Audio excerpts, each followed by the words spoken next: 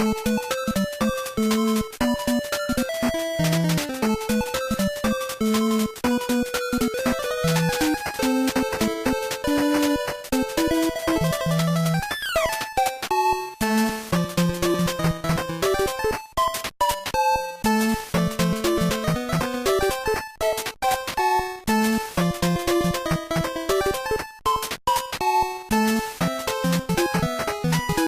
right, guys, we have a new show for you today. It's based on a new character called Arachnoduck. Nah, I can't do that. I'm still a DW guy. All right, guys, welcome to the St. Canard Files, a Darkwing Duck podcast. I'm your host, Will Santana, and I'm Mike Russo, and I think we can all get our cookies on this one. Hey, Mike, man, how's it been going, man? It's fine. It's fine. Hanging in there. Okay. So, Mike, for people who are listening to us for the first time, where can they check out our podcast, man? Okay, so our podcast, of course, is St. Canard Files, a Darkwing Duck podcast. We are all over the place. You can find us on Spotify. You can find us on Stitcher. You can find us on Google Play, Apple devices. We are on Pocket Cast. We are on Radio Publix. We are also on YouTube. You can talk into your Amazon Echo. We are on there too. You can find us on Pandora and iHeartRadio. Again, we are literally everywhere. You have so many choices. It ain't even funny. You used to have that list down packed, but once we got added to like 4 or 5 more, now it's like I can tell you're struggling a little bit. I gotta slow down so I can remember them all. All right, well, Mike, I got 3 shout outs I want to give today. We got some new people who joined our Facebook group and stuff and been pretty active. One of them is also on YouTube. We got Sunny Eclipse, we got Mookie Lacey, and Denise Magnuson. Not sure if I pronounced her last name right, but Denise inboxed me a photo of a Quacker Jack comic she did with me involved in it. I saw that. Yeah, that was cool. All right. So those are my 3 shout outs, man. All right. Well, welcome, guys. Thank you for being a part of our little project here. Yeah, and we appreciate all the newcomers, man. We jumped from like 612 to 860 in a week, man. Right. Yeah. We had mentioned we were hoping we would get to 1,000 soon, and we're getting close. Yeah, we're getting there, man. So we appreciate all the growth, everybody who's liking, sharing, commenting. Like, we appreciate it all. So even if you're on Instagram, YouTube, it don't matter. We appreciate it, man. And what we suggest everyone do, don't copy and paste things we post on our Facebook group. Share them. Share them in places. Share them in groups. Share them on your own profiles, because when you share, it gets people right back to our Facebook group and through that to our podcast. So we grow much faster that way. We really appreciate when people share. Yeah, we really do. All right. Well, Mike, man, I'm leaving this weekend. Yes, you have the first of many, many conventions you are going to this year. Yeah, man, I'm leaving this weekend. I'm going to Pensacola, Florida. I'll be at Pensacon working with Katie Lee. Woohoo! Yeah, and there's a certain Mallard guy who will be there also, so I'm hoping I can get some luck with him too. What's his name again? Jim Cummings. I think it's Cummings. Yeah, so I got that coming up this weekend. Next month, I'm going to Lexington, Kentucky. I believe it's called the Lexington Toy and Comic Con, and I'll have Terry McGovern there again. And Jim, what's his name again? I think it was Cummings. Yeah, Jim Cummings. I know he's some guy. He voiced the duck. I don't know. So that's coming next month in March. End of March, right? Yeah, end of March. And then in April, I'll be in Huntsville, Alabama, and I'll finally get to meet a foul villain by the name of Steelbeak, voiced by Rob Paulson. Yeah, he's awesome. Yeah, it's good for you. Good for you. I have a buddy who collects Funko Pops like crazy, and he said he thinks he's going to spend about $300 just on Rob Paulson. On just Funko Pops. He said he had the Marvin the Martian, Pinky from Pinky and the Brain. Yakko, I'll bet. Yakko. It was quite a few more he said he had. He said it was like $200 to $300 worth of autographs. It's ridiculous. I have a Yakko hanging around. Maybe I'll send it to you. Oh, okay. Yeah, so I got that one coming up in April, and then in May there's no Darkwing at MomoCon, but we get a little Disney afternoon. Jason Marsden will be there from Goof Troop. Well, no, he was not on Goof Troop. He was on the Goofy movie. Yes, Goofy movie, extremely goofy movie, all of that. Yeah, he's great. Love him. And I don't know how to pronounce his last name. Brett, the one who does the voice of Mickey. Oh, Brett. Oh my God, I'm blanking on it. Will, I'm blanking on it. I don't know how to pronounce it. The current voice of Mickey Mouse. Yeah, he'll be there. That is cool. That is very cool. And then we got one more show in the middle of June, from the 12th to the 14th in Altoona, Pennsylvania. Sci-Fi Valley Con. Jim's gonna be there. That one's finally gonna be close enough to me that I can make it, so I'll meet Jim then. Okay, make sure you remind me to mail you that poster I got signed for you to get his autograph on. Oh right, yeah, I forgot all about that. Yeah, definitely. Yup. Okay. All right. We have something going on every month until the end of June. Yeah, man. All right, so Mike, let's go ahead and get into today's episode. What's today's episode, man? Aduckyphobia. And yeah, that title that makes a lot of sense. I mean, arachnophobia. That's not just a fear of spiders. That was also the name of a 1990 film with John Goodman in it. Have you seen that one? Yep. So they definitely, I think more so than the phobia, that's where they're getting it from. It's from the movie that was relatively new at the time. Yeah. So Aduckyphobia, and that one aired Monday, October 7th, 1991. It was 18th in production order. It was only 2 episodes later than Double Darkwings, and that was the last one with Jambalaya Jake, and this is the last one with Moliarty. And both those episodes came right after Bushroot and Megavolt were introduced. Coincidence? I think not. All right, and who's our animator today? Sun Wu. Our story editor is Kevin Crosby Hops, and our writer's Doug Langdale. 2 men that we have talked about. I would say not one of Doug Langdale's greater episodes, but it's still decent. And it's not a great episode. It's not a bad episode. It's to me, it's slightly not below average. Slightly. It's middle of the road. A little bit slightly in the middle of the road. Yeah, and same can be said from Sun Wu's animation. It's fine. It's okay. I don't have any complaints. But that's middle of the road too. Yeah. But it's another one of those episodes you can tell they were hanging on to until Justice Ducks aired, and now they're burning them off. Well, we got a special voice guest today on this episode. Yeah, we actually have a big one. We'll talk about him as soon as his character shows up. So let's just dive right into the plot here. All right. So we get a guard sleeping on the job. Yeah, a guard sleeping on a job, and then all of a sudden we see something digging underground. And it's Moliarty. For a second there, Will, I thought it was going to be Bugs Bunny saying he took a left turn at Albuquerque. I was a little disappointed when Moliarty showed up. I was really hoping for Bugs. But because it's set up that way. You see the tunnel digging underground, just like a Bugs Bunny cartoon. Yeah, and he breaks into a lab with one of his lackeys. Yeah, Moliarty shows up, a couple of lackeys. They're wearing radiation suits. And, Moliarty's after something. He doesn't say what it is exactly right away. He has to break into a lock. He does this thing where he pulls out a calculator, does these really, technical calculations on it, and then pulls out a mallet and smashes the lock. Yeah. And inside of the vault, we see what do you call it, Canardium? Canardium. It's a highly radioactive isotope. And I do like Moriarty's line here. He tells one of his lackeys, "It could kill you till you're dead." It can kill you till you're dead. And I said it way back in August. Can you believe it's been that long? When we reviewed That Sinking Feeling, how I don't love Moriarty, but I do love Jim's voice work for him. That mushmouth voice. We get a lot of that in this one. So that line, "It can kill you till you're dead." It's funny on its own, but just the way Jim says it, it's great. Oh, yeah. And we see a little spider.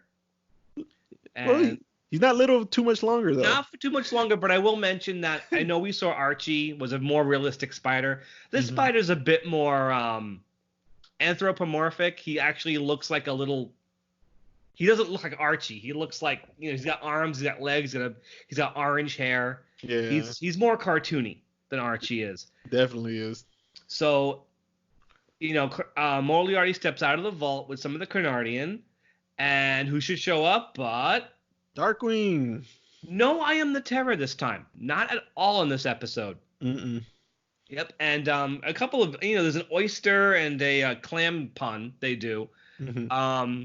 And so as the lackeys beat up Darkwing and Launchpad, it's funny how the his lackeys jump on Darkwing and he reaches out of the fight cloud and grabs Launchpad and pulls him in. Yeah, Launchpad was just lounging over there. He was just hanging out.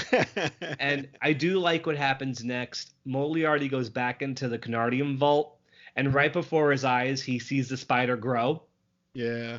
And Moliarty goes, "Oh, mother!" and runs right out of the door of the vault, leaves a hole in the wall. Yeah, his big print. So let's talk about this spider. All right, go for it. I know you want to do this one. I do want to do this one. So the spider was voiced by an actor named Lorenzo Music, who was a legend. Oh, yeah. He was born in 1937. Sadly, he passed away in 2001 at the age of 64. So he really wasn't that old. For most people who don't follow cartoons, he was most well known as a character named Carlton the Doorman from the TV show Rhoda from 1974 to 1978. But for us, cartoon nerds, he is most well known. What he'll always be famous for was the voice of Garfield. Mm-hmm. He voiced Garfield from 1982 until his death. He voiced Garfield for, I say, almost 30 years? I didn't know he voiced him that long, man. 20 years. I'm off by a decade. Okay. But yeah, he was the voice of Garfield, and he did do some Disney work. You know of one of his characters. Tummy Gummy. Yes, he was Tummy Gummy. Ooh, that's a tongue twister. One of the gummy bears. That was his biggest Disney role. He was also Sergeant Dunder on Tailspin. Oh. Remember him alongside Michael Goff's Colonel Spigot? Yep. It was Spigot and Sergeant Dunder. So those were Tummy Gummy, Sergeant Dunder, and this one-shot spider were Lorenzo Music's big Disney roles. Mm-hmm. So yeah, this spider's a pacifist. He's very sweet. Lorenzo I think he does a pretty good job with the voice. He's a very sweet spider. He doesn't want to hurt anybody. So Darkwing goes to attack the spider. He does the karate moves on it. He starts imitating Bruce Lee. Yeah, and what does the spider do to Darkwing? He bites him. Right on the thumb. He bites him on the thumb, and the spider's like, "I'm sorry, I didn't mean to hurt you. Why don't we just, let's make up and be friends, okay?" And but Darkwing still wants to fight, so the spider webs them up. Him and Launchpad, yeah. And Launchpad, so Moliarty gets a great idea to make this spider his lackey. Mm-hmm. But Moliarty has to be nice to the spider, which he's not. Which it's not in his nature to be nice to the spider. But he does because he has a big master plan that we don't quite find out yet. Yeah, but what convinced him to really do it though was the strength of the web. Yeah, strong as steel. He has a very strong webbing. So Moliarty, the moles, and the spider leave, and I love. I'm gonna give a shout out to the backgrounds here. They cut to the house, but you can tell it's like the sun is just rising. Like, have you ever been up all night and you're up so late that you're up when the sun starts to rise? Yeah. Like, there's that feeling to this shot of the house with just the sun's just coming out and the shadows in the kitchen. Like, you can tell, like, the sun's just coming up and Darkwing and Launchpad have just gotten home. It's funny, Darkwing's not wearing his hat or his cape. Like, he's just wearing the jacket. Yeah. So I didn't even notice that, though. No, you didn't notice he wasn't wearing his cape? No, I didn't notice it. I think it's to make what happens next read better visually. Because we know what's about to happen. So Launchpad's tying up his thumb. And then Goslin and Honker show up. Goslin's very first line always makes me laugh. She walks into the house with Honker, and we get the tail end of her conversation with him. She says, "Well, if you can't build a rocket launcher, do you know anything about thermal explosives?" She's always getting into something mischief. Lord only knows what she wanted Honker to do. So they come in, and they see that that Launchpad's tying up Darkwing's thumb, and Darkwing mentioned he was bitten by a little spider. It's not a big deal, whatever. And what happens as Darkwing's talking? He grows 4 more arms. He doesn't notice it at first. Uh-uh. And he's like, on the one hand, Moliarty did this. On the other hand, Moliarty did that. On the other hand. And this is just a great bit. He looks at his other 4 extra arms and he screams so loud and so long it can be heard from outer space. Mm-hmm. Like the screen like pulls out from the house and pulls out from St. Canard and pulls out from the Earth and pulls into a planet with an alien who can actually hear him screaming. It's a really great joke. It is. It's a good one. Because I think I would scream like that if something like that happened to me. Yeah. But there's an ongoing joke that it hasn't started yet, Mike. I just want to say it so bad. Mm-hmm. It has to do. I'm just gonna say this little teaser. It has to do with number 6. Yes, number 6. So, and it's gonna happen soon because they go up to the bridge, and the Darkwing's trying to figure out like what to do about this problem. He's got 6 arms now. What does he do? And Honker's going through the books to try to find a cure. Yep. And Launchpad, of course, is he's making the hand jokes. Yeah, Launchpad's also raising the thunderquack, and something is gonna happen. Mm-hmm. And he's making the hand jokes, and Honker's trying to find a cure and everything, and yes, now number 6 starts to strangle him. Yeah. Number 6 is the hand that won't cooperate. Yeah. And Honker's trying to find the antidote at this time, right? And that's when he discovers it has to be from the same type of spider. The exact same type of spider. Yeah. And Darkwing has no patience for Honker. Did you catch that? Honker is like stammering, mm-hmm. and Darkwing goes, "Honker, I'm getting old." And yeah, he needs the same type of spider. And of course, the thunderquack falls on him when number 6 grabs onto the lever and drops it on him. Mm-hmm. You see, really quickly, he grabs a hard hat and puts it on just before he's crushed. Mm-hmm. And then that's when he finds out there's trouble at the mall. Hey, wait, we just saw the mall. I didn't think we'd see the mall again so fast. I know, right? But this time it did look different, though, from the other 2 episodes I mentioned. Yeah, and we only see one store really quick. Mm-hmm. Moliarty's in a fan blade store, stealing fan blades. Again, we don't know his master plan. We just know it needs fan blades and Canardium, and apparently this webbing. So Moliarty and his lackey stealing fan blades, and then all of a sudden, Darkwing shows up again. And what happens with Darkwing? What happens when he shows up? Well, they already discovered he has 6 arms. Yeah, Darkwing raises his arms, and you see the 4 other arms in there. Mm-hmm. And then the arms, I like this bit of animation from Sun Wu when the arms just go crazy and start slapping him in the face and strangling him, and he has no control of those extra arms. Yeah, he gets all wrapped up, literally. Yeah, it allows Moliarty and his goons to escape. So Darkwing has to search for Moliarty. He's got a magnifying glass in each hand, so he has 6 magnifying glasses. He finds a hole in the ground, and apparently this mall does not have a basement because he's able to jump underground. Mm-hmm. And take it from here. What happens next? Well, he jumps in the tunnel, and he gets in a scuffle. But his arms get tied up again. Again. They get tied up again. And Moliarty kicks him down another hole where he is beaten up by like 4 goons with like spiked clubs. Like... They pound the bejesus out of him right now. Yeah. And I'm going to throw out that most of these mole lackeys are voiced by Jim. There is one mole, I think Jim is going for like a Lou Costello voice. And interesting little bit of trivia, Jim did a spider on a Rescue Rangers episode with that exact same Lou Costello voice. Mm-hmm. And it's funny, he's doing a mole in this episode where there's also a spider. And one mole, really quick, I'll mention this one voice actor super quick. It's got to be him. It's not listed on IMDb who this voice actor Mark Dobson voiced, but the only character who doesn't sound like Jim Cummings in this episode is one mole. And Mark Dobson was a voice actor. All I'm going to say about him, he was the uncredited voice of Salacious Crumb, that little goblin thing that hangs out with Jabba the Hutt in The Empire Strikes Back. Ah. And he was also the voice of many of the Gremlins in the 2 Gremlins movies. Okay. So he's here voicing a very insignificant mole, but I want to give credit to every voice actor when they show up. Hmm. So yeah, the moles beat up Darkwing, and then we cut to the sewer where we don't see Jambalaya Jake, thank God. And what are LP Goslin and Honker doing down in the sewer?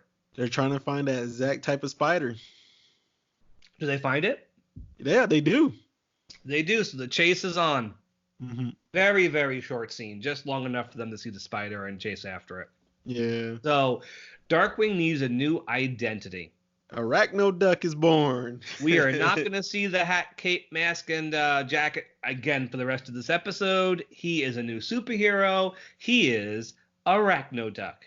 And this is where he officially gives the arms numbers. Yeah, and he looks at the camera and he goes, "You heard right, Arachno, a duck." If he's going to be his new superhero, he's going to go 100% into it. So yeah, he's Arachno Duck, red, black, and yellow costume, skin tight, legally distinct from Spider-Man. And I will get into that at the end of this discussion. I'm getting to that. Okay. But he's still riding the Ratcatcher. He has to get around somehow. Actually, a couple of cool scenes of him on the Ratcatcher driving through St. Canard. Yeah. And he crashes into some cars, flies off the Ratcatcher, and gets stuck in a giant spider web. Mm-hmm. What else is in the spider web? Helicopters, but yes. No propellers. No propellers. Yup. And along comes Moliarty with the spider in his helicopter, and Darkwing discovers he has a new ability. He can web. He's not really good. He's just good enough to bring down the helicopter, Mm-hmm. and that's about all he can do with it, because he starts choking and spitting up webbing all over himself and ties himself up. Mm-hmm. And Moliarty has a great line. He goes, "I'm sure there's a fascinating explanation for all of this."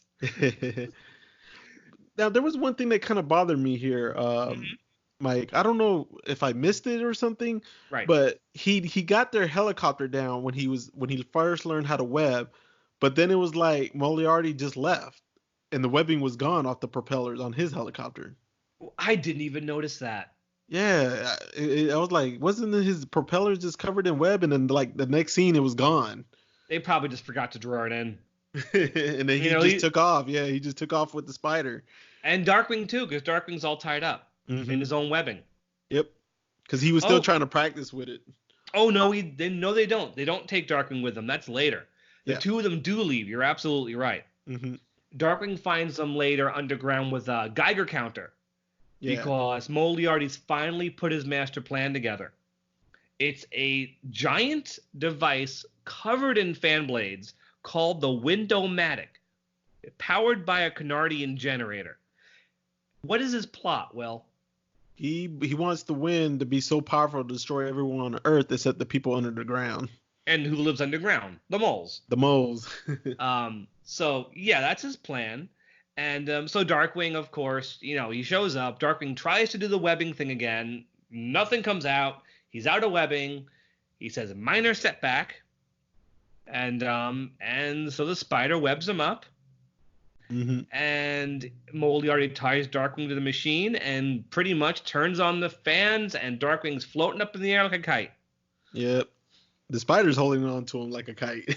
Yeah, the spider's kind of cute with that. He's holding it like a kite. Mm-hmm. And the Thunderquack shows up. We get the Thunderquack all of a sudden. And Launchpad Goslin and Honker in the Thunderquack. But they crashed, so we get an old school Launchpad here. It's not really his fault, though. The Window-matic blows off the canopy, then it blows off the wings, and it's a violent crash. Like, the Thunderquack just crashes to the roof of the building, and I mean, everyone's okay, but wow, that was like that thing drops right to the ground and explodes. Yeah, but then Goslin, she shows the Arachno Duck that she has the spider and loses it. Yeah, she loses it quick. Flies right out of her hands. And it looks like everyone's in trouble. Everyone's floating. Everyone's going to be blown away. And then Moliarty cuts Darkwing's string. Mm-hmm. And Darkwing almost gets sucked into a fan blade. Yeah. Until number 6 comes to the rescue. Yeah, but he thought number 6 was about to do him wrong. No, number 6 redeems itself. What does it do? He threw the gas gun at the lever. Yep, shuts off the machine. But at first, Darkwing was mad when he threw the gas gun. No, yeah, then he realizes he saved the day, but he actually has not saved the day just yet because shutting off the machine has not stopped the generator, which is now overloading with the radioactive canardium, which is probably just going to blow up the city. Yep. And Moliarty's kind of getting off on that idea. You know, if he can't blow away everybody, he might as well just blow up the city. But the spider decides to web everybody up and save the day. Yep, he wanted to take one for the team because he blames himself for everything. Yeah, it's sweet. He's like, I caused this mess and I'm gonna stop it. He goes, there's dangerous radio. What does it say? Radioactors in there. Yeah, radio actors. Honk is like, I think he means radioactivity. Yeah. And actually, Launchpad caught it first. He said, "Radio actors." Yeah, Launchpad was confused. And so the spider goes into the generator. He does shut it off, and he does save the day at the very last second. Mm-hmm. It comes out, shrinks back to normal. He's a tiny little spider again, and it's just what they need to save Darkwing. Mm-hmm. And Darkwing gets a line. He says to Moliarty, "Oh, what a tangled web we weave when first we practice to deceive." And that of course is that's a quote that's like at least 200 years old. I actually researched it just to see like where that came from. Yeah, it's a super old quote. Have you heard it before? Yeah, no, they didn't make it up. It's actually from something. So yeah, Moliarty's defeated. The spider is tiny again. The day is saved. But are they giving Drake the antidote yet? Not yet. No, not yet. Those aren't coming handy, right? Yeah, LP wants to keep them longer. Well, what is Drake in the kitchen doing? He's washing the dishes, and they're piled up, man. Yep. And how do we end? What does number 6 do? He drops the plate. Drops the plate. We end. He's holding his hand. He goes, number 6. And then his hand drops like it's ashamed of itself. Yeah, man. So we don't even see him go back to normal yet. They'll get to it eventually. Mm-hmm. So, we really did blow through this episode. It's not one of the best ones. I will admit that. It's not all that great. It's all right. I mean, the spider's fun. I like the spider.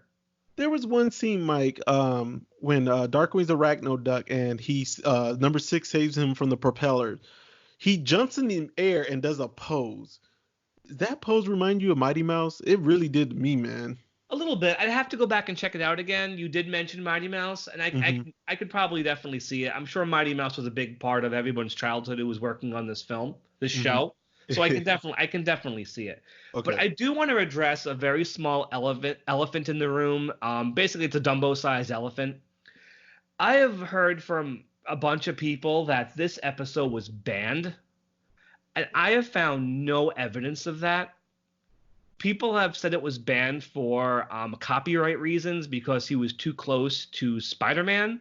Really? But again, I found no evidence of it because this episode aired all the time in syndication when it was on the Disney afternoon. I feel like it was always on. My bootleg copy, it says Toon Disney right there in the corner because it aired on Toon Disney clearly. And if it was a copyright reason, the DVDs came out long before Disney bought Marvel. Mm-hmm. So if it was a copyright reason, it never would have been on Disney DVD. So yeah, it's weird. I have heard that before, that this episode was banned. And again, absolutely no evidence of that. I don't think it was banned at all. I mean, it's a parody.